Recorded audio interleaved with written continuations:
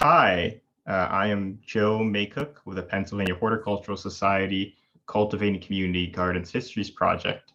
Today is November 19th, 2021, and I am here over Zoom talking with John Byrnes, Extension Educator with the Penn State Extension here in Philadelphia, about primarily somewhat focusing on your work as an Extension educator, but also focusing largely on your work with the Norris Square Neighborhood Project, with whom this interview is co-produced. So John, I wanted to start off with just a couple of questions about your background, if that's okay. Of course. Yeah, so where did you grow up, and did you or your neighbors have gardens there? I grew up in Yonkers, New York. So we had a fair bit of outdoor space, some of which was used for gardens, flower gardens. My sister was part of a community garden, not in our house, but a little ways away. So yeah, considering I grew up in pretty much an urban space, I was around various aspects of gardening as a kid. What is your first memory of gardening? Oh, that would be, I was probably, I don't even know, single digits, 8 or 9, just like visiting my sister's community garden. And, sort of her introducing me, her showing me what she was doing, weeding and planting. And I just remember it being a very peaceful place. Cool. And so I want to fast forward now a little bit from that experience to, I believe you came to the Penn State Extension in 1994. Yeah. And so since then, you've held a couple different positions, right? But I wanted to ask, what were your responsibilities like then? Yeah, similar and different. For the first bunch of years I was with Extension, I was involved in kind of our nutrition education department. So we did and still do offer community education. It's basically, for school-age families, parents and caretakers all around the city. So I managed that program. And then I also did some food safety training in emergency food cupboards as well as in restaurants. But the thing that was also part of my job was just to kind of keep my curiosity. At that point, I was still fairly new to Philly. And at that point also, Penn State had a pretty big gardening program, the Philadelphia gardening program, actually is what they call it. And so I would take time, especially during the growing season, out of my week pretty regularly to sort of go out and kind of shadow these garden advisors who work all across the city, see their gardens, talk to their people, try to lend a hand. And one of the real magnets at that point was Las Parcelas. So I don't know what the historical markers are with Las Parcelas, but I would say probably early 90s maybe is when it first came together. And so the Penn State Urban Gardening Program and our Master Gardener coordinator at that point was very much connected to Las Parcelas, and they would pull me out and introduce me to people and just kind of get to know the area. So that's a really strong memory. I mean, obviously visiting Las Parcelas, but also lots of other memories about visiting other gardens throughout the city. At that point, I think, coordinated actually with PHS and vast array of community members. The numbers say that we were working at 500 community gardens at that point. So there was a lot to see. and I was particularly intrigued by the cultural influence, cultural differences in gardens. So I was pretty lucky. I came at a time when that was a really vibrant program. Yeah, what other gardens did you get to see, if you don't mind me asking, at like that time? Oh, you're gonna hurt my memory a little bit. I mean, I was all over the city. I mean, I spent a lot of time in West Philly, and I'm not going to be able to come up with names of those places, but just vast tracts of raised bed gardens, you know, with a particular sort of, like I said, cultural flavor. You know, African-American gardens, you know, focusing on greens and whatnot. And then I also visiting some Asian community gardens, and kind of seeing, you know, the big time visual difference of the two was really exciting. At some point, you know, when, I don't know if it was exactly a transition, but it felt like one to me, when the naming sort of shifted from urban gardens to urban farms in some locations. You know, I also visited and actually worked with a slew of urban farms across the city. In my later role as director of extension, we had a program that helped bring high tunnels to a bunch of urban farms across the city, and I was able to sort of witness that and meet a lot of people and see a lot of gardens that way. Yeah, you became director in 2005, I believe, right? Yeah, exactly. Yeah. And so how did that process kind of come about, you know, of going from educator to director? Oh, it was classic, Joe. You know, it was like, who the hell else is going to do it? Kind of moment, you know, wasn't what I was searching for or anything. You know, at that point, I really loved the organization, needed someone to step up. I was asked, so I did. It suited me though, because like I continued to work in the nutrition education world, but being a director put me on all different learning curves about everything else that we were doing. And I enjoyed that. And part of the learning curve was to learn about urban growers in the city a little bit more in depth, and to, you know, work on projects and develop teams and volunteers that try to address some of the growing needs, you know, more directly. Yeah. So. Yeah. And so how did so thinking back to the gardens that you worked with, specifically, I guess, since we are talking about Las Parcelas, how did they, like, what was your relationship like with Las Parcelas and whatnot and Norris Square as this happened, or during the years since you first came to, you know, in like the early 90s to then, or into the 2000s? How did that change?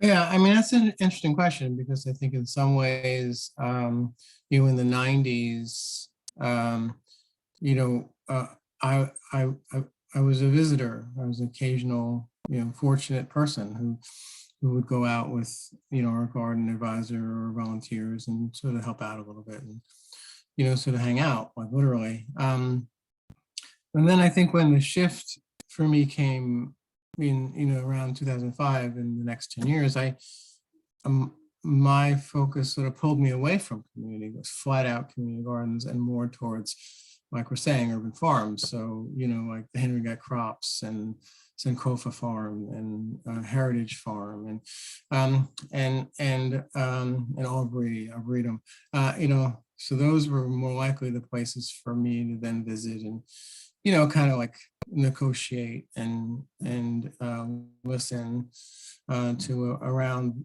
their growing needs. And we became focused for a short period of time on this whole idea of the technology of a high tunnel.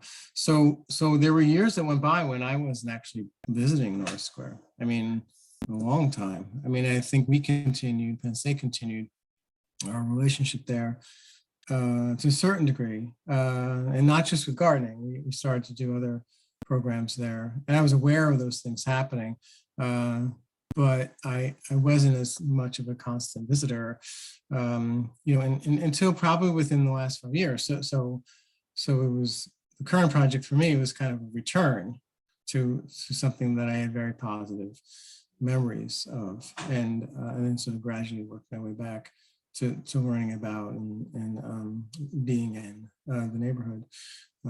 So, you know, we've always had the focus, Penn State Extension has always had the focus on gardens, you know, Master Gardener Volunteer Program, you know, working with faculty in horticulture. But we've also continued to offer nutrition education. We've offered healthy homes programs. We've offered some youth programming. And oftentimes when we were doing that, often some of that would land in Norris Square. So there were other people in our office that were building relationships and doing work with Neighborhood Project, but also with Community Alliance and a couple other groups, around the square there. So I was aware in conversation that our staff were working there and had a pretty strong presence. And then when it came time to get into the project that I'm currently involved with, that community was very high on the radar because of our long-term commitment to the neighborhood. Cool. Yeah, I want to get to that project in a little bit, but first I want to set up one more piece of additional context. Absolutely, sure. Yeah. So, I was thinking, I noticed that you've written something specifically about 4-H, and I noticed that 4-H has played a big role in, what you're doing with Norris Square right now, and that's apparent as well from just from talking to people at Norris Square and from what I've read. So, I know that 4-H is a national government organization focused on youth development through agriculture. If that's correct me if that's wrong, but that's my basic understanding. If you'd like to specify further. But yeah, so I wanted to, I guess, ask if you could talk a little bit more about the relationship between 4-H and the center in Philadelphia, as it pertains to all of Philadelphia, but of course to Norris Square in particular as well.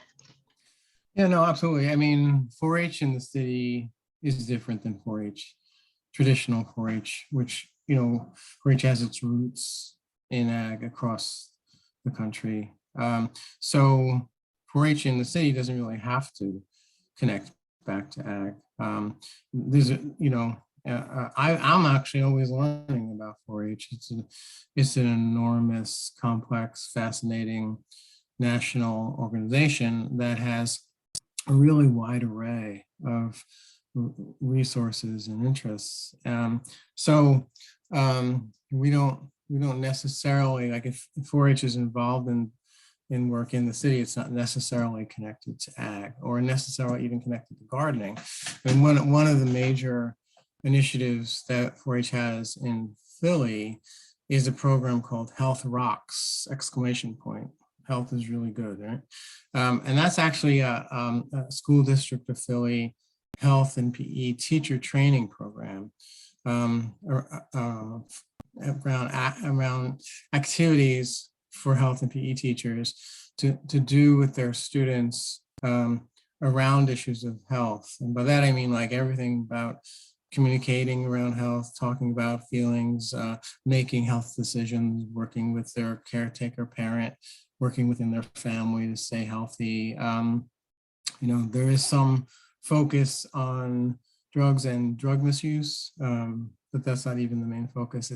It's broader than that. And so that's a teacher training program that's been offered to hundreds of health and PE teachers in the district, and therefore has reached into maybe thousands of classrooms. I don't want to exaggerate too much, but that's another different way of 4-H in the city where the numbers are enormous and the need is so great. Health and PE teachers have responded incredibly positively to this because it's really hands-on things that they can do, really pretty quickly with any of their age groups. So that's one aspect right now where 4-H is involved in Philadelphia. There are what they call traditional clubs in Philly. So in a rural setting, usually there's a traditional club and a group of kids learn about, animals, caring of animals. There is a little of that in association with up at Saul, Future Farmers of America. There are clubs that way that would look very similar to ones that were in rural settings. But in Philly, there are also, this focus on leadership skills and career development, and there's some really good work being done on mental health awareness, and so on and so forth. It's sort of endless array of things. So we don't, in any of the involvement that we have in Norris Square, we don't tend to focus on, ag or, big farm animals. We're able to sort of listen to the youth and provide suggestions based on their interests. Great. Yeah, no, that makes sense. So I wanted to bring it back now, I guess, to the question of what it is that you have been doing over the past couple of years with Norris Square. So I understand that you mentioned some of your goals. Well, in relation to 4-H, some of the extension's goals are youth development, promoting health, nutrition, et cetera, right? So could you talk a little bit more?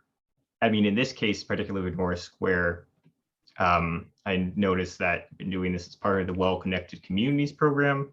Could you talk a little bit more about that and what it is and how that has kind of come to be in Norris Square over the past couple of years? Yeah, no, absolutely. Yeah, I mean, Well-Connected Communities is another national program. It was actually initiated by National 4-H. Their offices are in DC, and it's funded, co-sponsored by the Robert Wood Johnson Foundation. So, the word went out, right, 3 years ago or so, that RWJ and National 4-H were looking for applicants to begin to work together in this thing that they were calling Well-Connected Communities. And so land grants, actually, I should say that it's all about land grant universities. So there's about 15 land grants across the country that are involved with this. So we wanted to join on. As part of that proposal, we had to really think through which communities we thought we would be most attracted to working with, and the key word there is with. And so we selected 3. 2 of them are outside of Philly. When it came down to Philly, and we were trying to choose like which community do we have like a track record with, some trust built up, some knowledge of some opportunity maybe to provide add to their strengths. It just kept coming back to Norris Square. So we put in Norris Square as our applicant. We were able to get the award. And so that we kicked off with that, I don't even know anymore, 2 or 3 years ago. And of course, being interrupted by COVID. And it's an interesting project. It's really process oriented. It's not that there's no really end game. I mean, I think one of the handful of clear goals is to kind of see if 4-H can bring some of its strengths to the youth education community in these neighborhoods, not press it upon people, but just kind of like, visit and listen and observe and talk and see if there's how it might fit. And, to a certain degree it fits, and to a certain degree it doesn't fit, and which is fine. But we found people receptive to some of the professional development that we've offered. We've found people receptive to some of the curricular or project books that we've had available. Certainly people have been receptive to our staff who would come in, and interns have actively supported youth programming, especially this past summer. And the outcome could be, that 4-H develops a solid foundational relationship in Norris Square. The outcome could be that maybe it's not a good fit there right now. It's really open. The project is bigger than that. The project is looking at social determinants of health. So things beyond personal choice. So the other thing we just really try to do is make connections. Support connections of organizations around the square, support connections within our staff, support connections outside of both Penn State and Norris Square after doing our visiting and our listening. And so, we've done a bit of that, just encouraging maybe some grant seeking that wasn't necessarily on people's radar. We've been slowly working on a college readiness effort with our campus in Abington.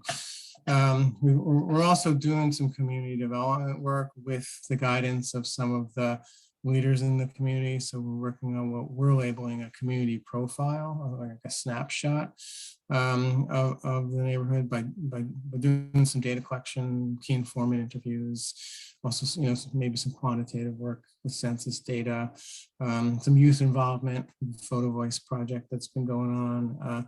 And again, the end result of that hopefully will be a collective project that has involved community members and leaders, and just becomes a tool that helps people easily describe what Norris Square is, what it was, how it's changed, what could be better, what is good, you know what I mean, in sort of a snapshot format, and hopefully use that to continue to add to the assets and the strengths that we all know are already there. So that's kind of it. I mean, the gardening part, is always there, whether it's directly involving youth or whether it's just helping out at the garden. It's always there. We bring our Master Gardener volunteers into Norris Square. Right now we have a staff person who's, just very garden aware, who's been helping out with the garden while so staff has been thin. It's something that we can always bring and we always offer. And, when the need is there, we try to plug in where we can. It's a great place. We'll probably go back to the whole idea of having Las Parcelas be sort of like a workshop location. That's kind of what used to be like back in the day.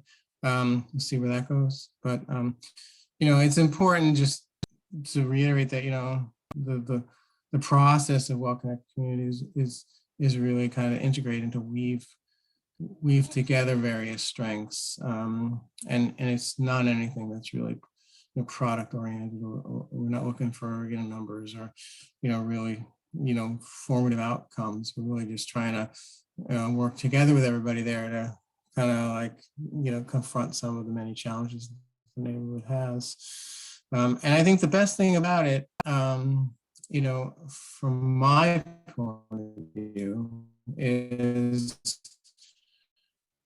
that it gives us extension educators an extra. What's been, so terrific for extension educators about well-connected communities is that the continuity. We've been coming and visiting and working and talking and being around the neighborhood for years now with continuity. Like any time of year, one of us is usually there in some way, shape, or form. The best thing about Norris Square is just the incredible vibrancy of the neighborhood. I mean, it never fails to surprise and sort of intrigue and bring joy. And people in Neighborhood Project especially are incredibly friendly and open and just really supportive to just talk and come up with ideas and challenge us, and we challenge them, and it's just a really positive process that I think sometimes only comes with continuity and longevity. Do you know what I mean? Like we've all collectively decided to trust each other, so that's good. Yeah, no, that's really good. And that kind of brings me to one of the more specific questions I wanted to ask, which was, I know, and you mentioned this, that part of the process of WCC with Norris Square was developing community conversations. I think that was mostly more, it sounded to me like that was partly also the project of, the like community engagement internship team and your community engagement intern. But I wanted to know if you had, if you could, talk a little bit more about the process of developing that as well, and what, absolutely. There's been different runs on this, different phases. There was a period of time where we did direct community engagement, and we arranged actual, conversations with community leaders, for key informant interviews. And that was really just to kind of go a little deeper in terms of our knowledge of what was on people's minds. And there was some neighborhood project staff that was involved with that. There was community alliance staff. There was some youth. And that was just, again, just to take it a little deeper. The latest thing that we just actually finished up was a actual sort of pen and paper QR code iPhone, any version we could encourage you to use survey. So we just completed a round of survey distribution, and that was sort of multi-layered. The research motivation for the survey was we wanted to get people's opinions on if we were going to use census data to describe Norris Square, which indicators would be important for us to use. I mean, we really wanted to hear from people. Like we wanted to avoid at all costs to try to make something that would come across as reductive, that had some sort of like cold hard fact behind it that, didn't really make a difference or have any value. So we basically asked people, which indicators would be most important, and people gave us their opinions. But then we also asked people about the neighborhood, how they feel living there. Is it a friendly place? Is it diversity a strength? So on and so forth. We asked people open-ended questions about, things like what do they mean by the term? What do they mean? What does the term quality of life mean to them? And then we asked them if you wanted to improve your quality of life, what could we all do, right? So we got some really interesting brief, but really still interesting open-ended answers. And that we just sort of wrapped with that like a couple of weeks ago. We had two pushes. One was sort of like we captured more people who sort of worked in Norris Square because it was still coming up out of COVID, and we tended to gravitate toward people who were behind a screen or in an office, and a lot of those people actually lived in the neighborhood too, but it was obvious that we were missing like key pieces of the community, and so we did a second round and we focused really hard on the Spanish speakers, people who've been living in the neighborhood for a while. And so we've gotten like a good enough snapshot, I think, for the moment. So we're wrapping that up and doing a data summary. And the next step for that is sort of meet with community leaders individually to show the data, and then think about where they want to go next with this information. It could be that it's a part of a community meeting or part of big or small community meeting where people we can reflect back what we see in terms of trends, and that also could bring us back to interviews. You know what I mean? That we could come full circle. And one thing we definitely want to do is we want to interview more teenagers about their thoughts and feelings about Norris Square. So it's a spiraling process. Ultimately, collectively, we're trying to build a fabric that will allow us all collectively to describe the neighborhood in a way that's, that's honest and clear, but also is helpful, to people who are trying to kind of build on those assets. That's really cool, because I was going to ask you, what next for the project. So yeah. I think you've kind of answered that a little bit. But let me see. So as an extent, well, okay.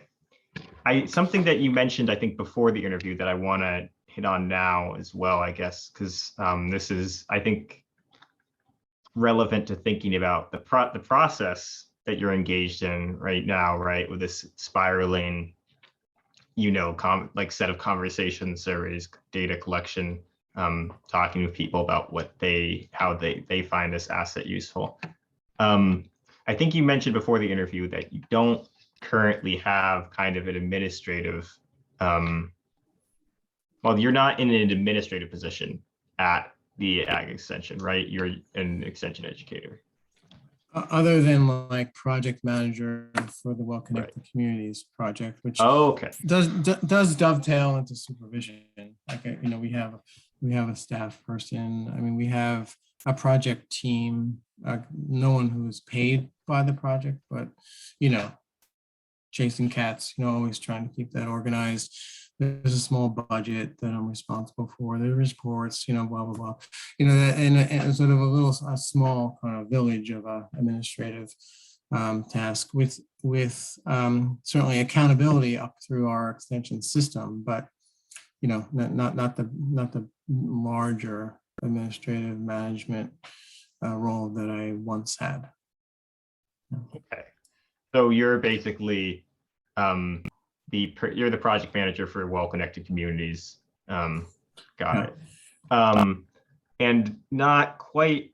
I wanted to also come back to something else you mentioned, which is you said Las Parcelas was once a big workshop location, I think, or something to that effect, or that it has been in the past. Back when, back when the Philadelphia Urban Gardening Program was there, I was not just there. I mean, it was all over the city, and it ended probably the early 2000s. So our capacity to sort of be on a community sort of dropped off, unfortunately. But at the height of all that, the Philadelphia Urban Gardening Program educators would host sort of informal workshops, seed sharing, garden design, and there was a handful of locations where those were best received. And Las Parcelas was actually one of those back then. We've restarted that a little bit. We have our Master Gardener, Penn State Master Gardener program, and so there's been at least one workshop at Las Parcelas. I think it was late summer.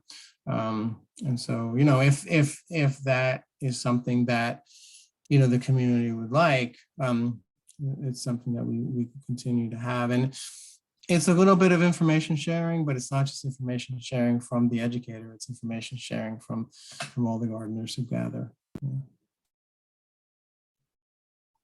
Got it. Thank you. Let me see.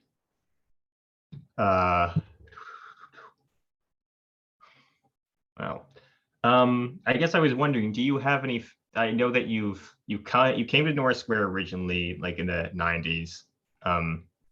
You came to Norris Square recently, and in the past couple years to develop the WCC project.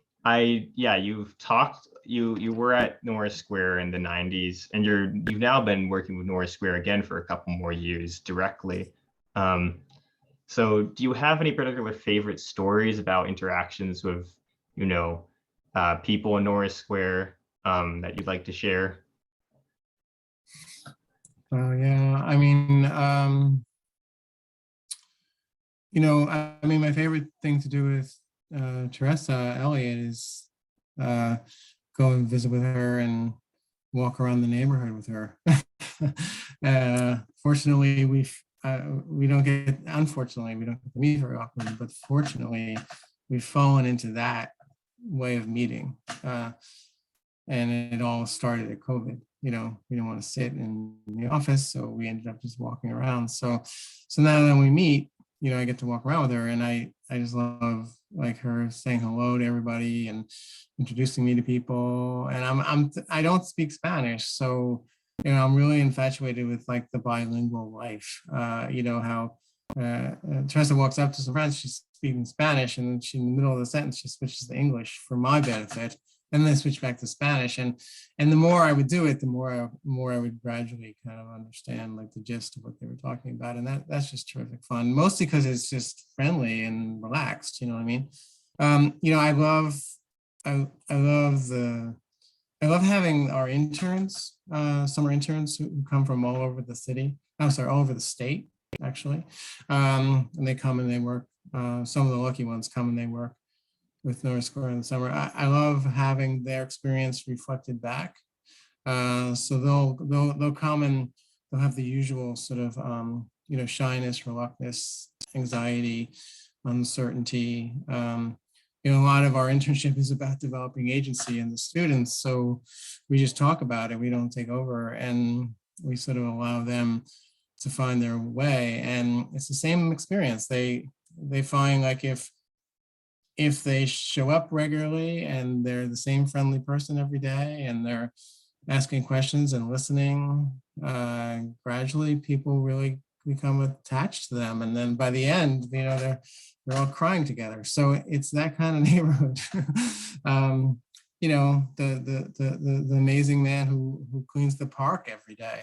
I mean, he's impossibly friendly. He's always, giving the news or warning me about something. Just generally the restaurant, the sort of luncheonette restaurant guy who, just wants to tell stories, and then he'll cook your meal like exactly the way you want it. It's an impossibly interesting place every time, and complicated and really challenged and hard and real and tough. And I'm just always impressed with people coming and staying and the way people are living there with with such pride and commitment. So I don't know if that's what you're after, but that's generally what my experience is. That was what I was after. Thank you very much. Yeah.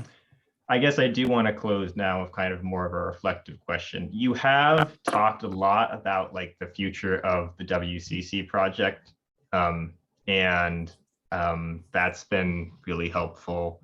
And I assume that like takes up most, if not all, of your time right now because you're the project manager.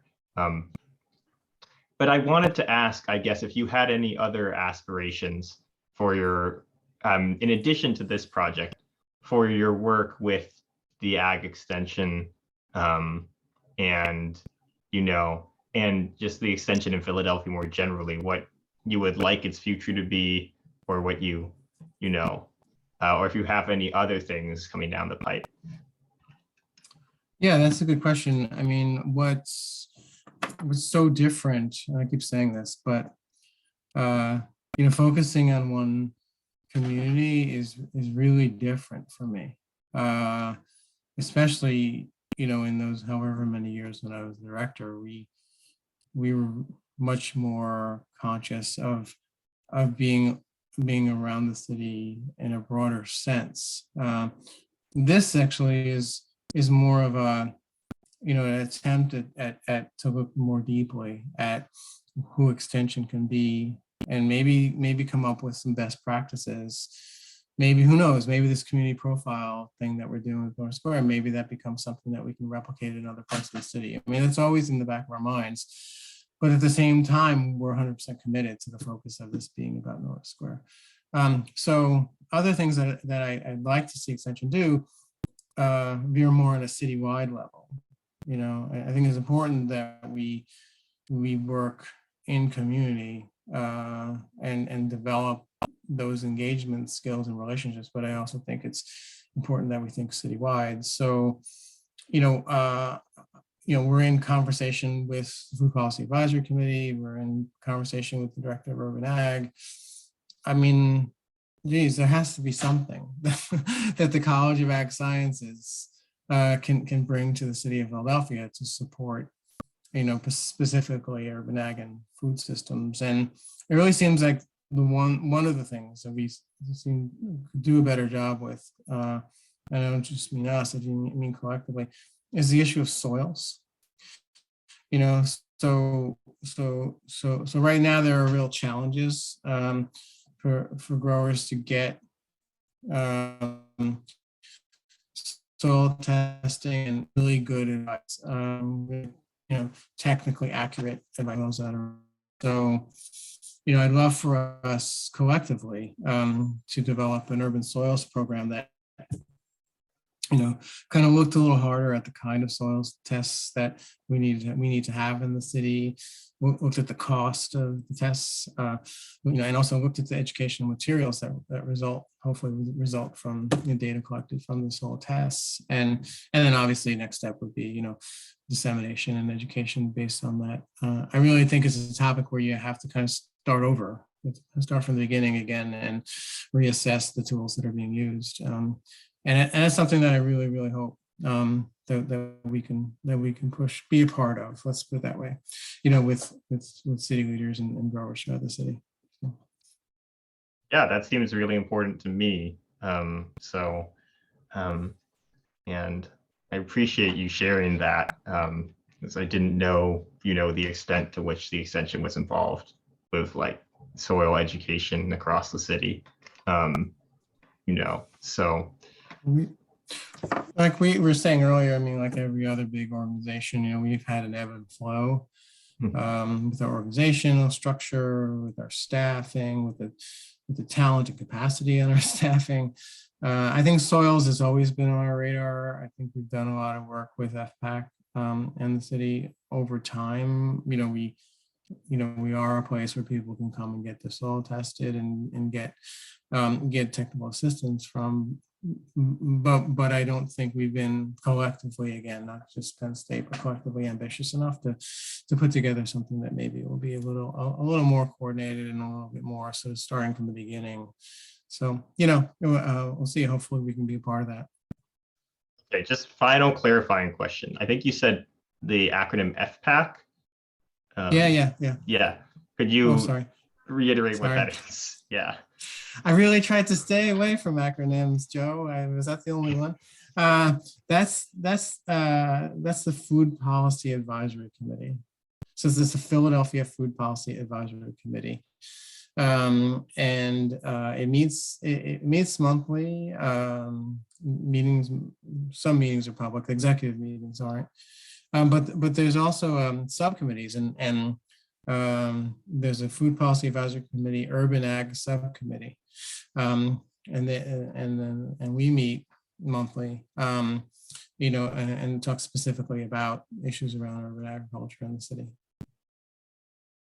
Thank you so much. I'm going to turn the recorder off now, but I really have appreciated, getting to sit down with you and get this, recorded. I think it's going to be a really great resource to people who want to learn more about the work that you're doing with Norris Square and the work that you have done in Philadelphia. So, okay. It's been a pleasure. Yeah.